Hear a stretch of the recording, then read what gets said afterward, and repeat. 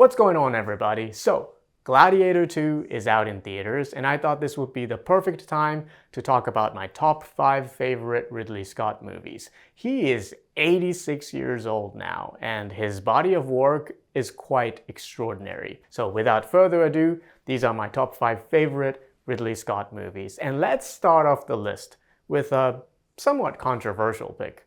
I think Black Hawk Down is one of his best movies. I've always been a fan of it since I first saw it as a teenager, and I still think this is a damn good movie. I know there are people out there who think this film is racist and pro-war and jingoistic and sensationalizes violence and all that, and I'm sure people who are much smarter than I am can make a compelling argument for these cases, but personally, this is a nihilistic and miserable film. It's chaotic, it's relentless, it's disorientating, and that is the point. It's brilliantly edited by Pietro Scalia, who won the Oscar for Best Editing that year. The film also has this amazing sound design that puts you right in the middle of complete madness. There's nothing fun or exciting about the battle sequences here. This is not Top Gun.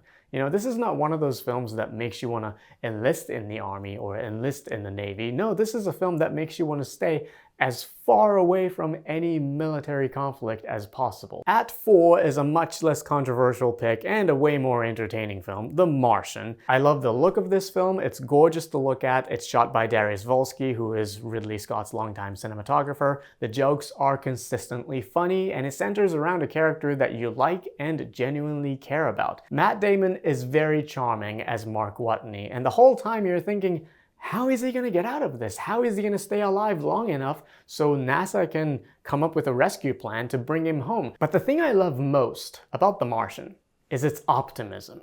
This is a film that believes in the power of science and how it can literally save somebody's life. This is a film that showcases what humanity can be at its very best and how we can solve anything, any complex problems and common issues if we decide to work together. I mean, wouldn't that be great if the world let a diverse group of compassionate and intelligent people be in charge of all the decision making for once? I mean, wouldn't that be great if world leaders actually cared about science, listened to what scientists had to say instead of listening to their donors or only caring about themselves? It's a shame that those things only happen in movies now.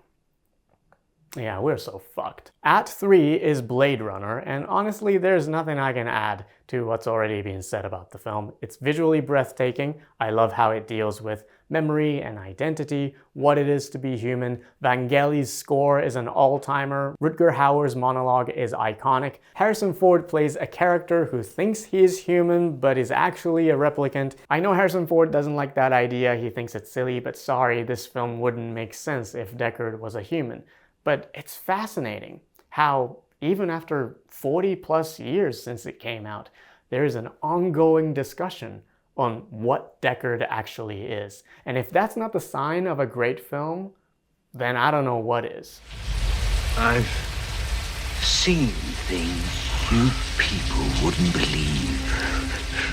So, my top 2 favorite Ridley Scott movies, and honestly, I like both of them equally. I think they are influential and iconic in their own ways, and some days I like one better than the other. It's one of those things. But as of this taping, I'm going with this particular order, and at number 2 is Alien.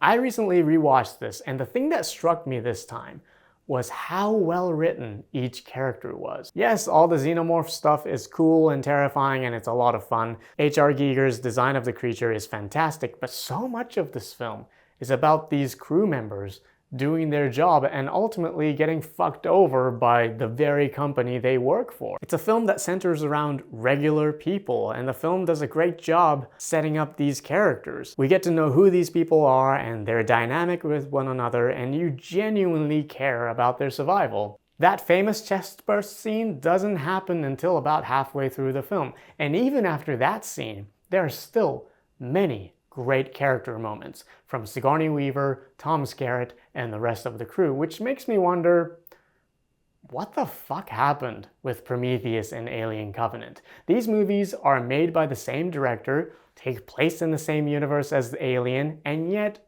you don't give a shit about any of those people. And that just goes to show you how well written the script for Alien was, which is why, even after 45 years, this film absolutely stands the test of time. And finally, my favorite Ridley Scott movie is Thelma and Louise.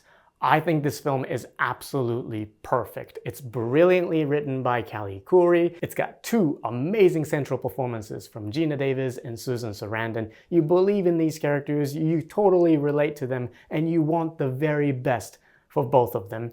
All the men in this are fucking assholes, well, except for Harvey Keitel. Maybe he was a little more sympathetic, but still he is part of the patriarchy, and that is the problem. It's a landmark of a feminist film. It's a great road movie. I think this is a great modern Western. Hans Zimmer's score is fantastic, and that ending is just fucking amazing. So those are my top 5 favorite Ridley Scott movies. What are your favorite films of his? Let me know in the comments down below. Thanks for watching. Have a wonderful day, and I'll see you next time. Margaritas by the sea, Mamacita.